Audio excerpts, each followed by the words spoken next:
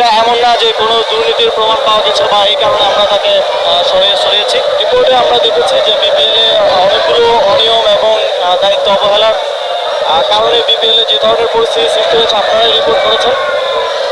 সেগুলোতে মোটামুটি ভারত ভাইয়ের সংশ্লিষ্টতা পাওয়া গেছে। আপনারা জানেন যে সরকারকে পর্যন্ত প্লেয়ারদের বেতন দেওয়া, হোটেলের টাকা দেওয়ার জন্য সরকারকে পর্যন্ত ইনভলভ হতে হয়েছে। 8-9 জন ডিরেক্টর আছে, আর তারা কেউই আসলে ওনার সাথে কাজ করতে স্বাচ্ছন্দ্য বোধ করছেন না। প্রশ্ন উঠেছিল বিসিবির সভাপতি পদে সরকারের হস্তক্ষেপে আইসিসি নিষেধাজ্ঞার শঙ্কা নিয়েও। তবে আসিফ মাহমুদ জানান গঠনতন্ত্র মেনে সিদ্ধান্ত নেওয়া হয়েছে।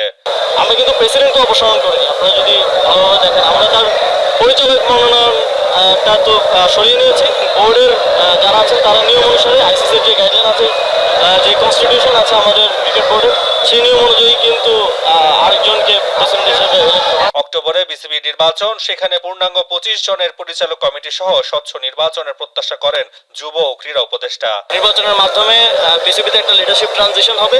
তখন আমি মনে করি যে প্রকৃত ক্রীড়া সংগঠক এবং ক্রিকেটের প্রকৃতভাবে ক্রিকেটের জন্য কাজ করতে পারবে এমন ব্যক্তিত্ব সামনে বিসিবিতে আসবে।